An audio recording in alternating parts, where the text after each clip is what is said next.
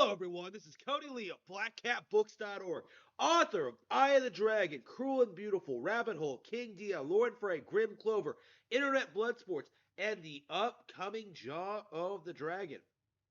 So, The Last of Us Part 1 reviews have dropped, and this is, I think, the lowest I have seen game journalists go in a very, very, very long time. Now, game journalists were never good. They were never respectable. They never really covered games properly. They never had a adequate scoring system. Like, there's a lot of things you can say about gaming journalism, right? There's a lot of things you can say are iffy about them, but I have not been this legitimately angry with them since I don't know, Gamergate, since Knack selling more than 3D World, like the whole PlayStation 4 debacle, like in general, like ever since that initial push to get PS4s in people's homes, I don't think game journalism has been this bad, all right? I've talked a little bit about how this generation is the worst ever and no one seems to be talking about it. But I think this specific instance is a really good example of just what I mean by that, in which Naughty Dog put out a game, The Last of Us Part 1, a remake of the original Last of Us,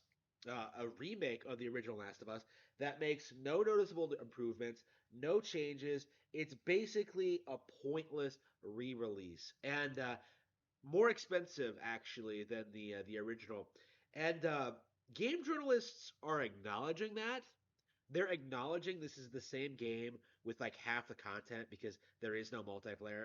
That's another topic, a video topic in general. Remember when the multiplayer in The Last of Us was the best ever, and now it's cut out of the remake because nobody cared about it to begin with. But game journalists are acknowledging that this game has no reason to exist. It has no purpose. There was no reason to re-release The Last of Us Part One. They're acknowledging that, but they're still giving the game 10 out of 10 because it's The Last of Us. Now, what this seems to indicate, what this seems to imply, is that game journalists, it really does feel like game journalists hate what Naughty Dog is doing. It feels like they're getting sick of Neil Druckmann and his shit, but because of Sony's overwhelming influence over them, these people would rather be playing on their Switches and talking about Nintendo. But because of Naughty Dog's influence, because of Sony's power over them, they cannot get away with giving The Last of Us Part One anything less than an 8 out of 10. It's ridiculous how often I see people bring up all of the very very real problems with this re-release, all the changes, all the weird shit that's been going on, uh, the lack of real visual upgrades, the lack of purpose to this re-release. I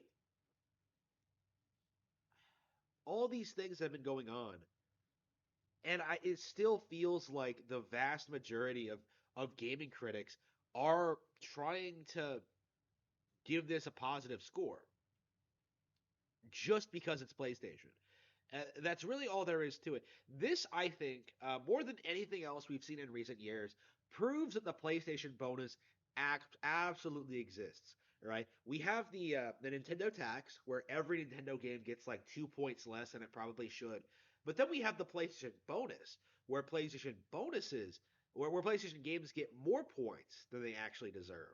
So pointless remakes like this get 8 out of 10s rather than the 6 out of 10s they probably deserve, right? The original Last of Us was hailed as the greatest game ever made when it wasn't shit. That's The Last of Us right now. That's the situation we're in. We're seeing these people try and damage control the game, and I don't think they should be doing that. They should not be allowed to do that. I think people need to be very very upfront about how this is unacceptable. This is Gamergate tier ridiculous. Actually, it's actually let's be real.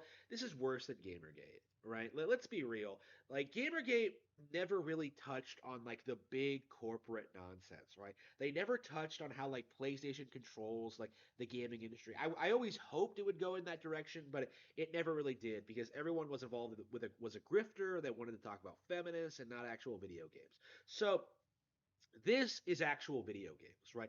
This is what corruption in video game journalism looks like, in which a product in which nobody, not even the most hardcore of fans, are happy with, but somehow it's still a solid release and well worth checking out, according to game journalists. That is disgusting to me. It needs to be acknowledged more. It needs to be condemned more.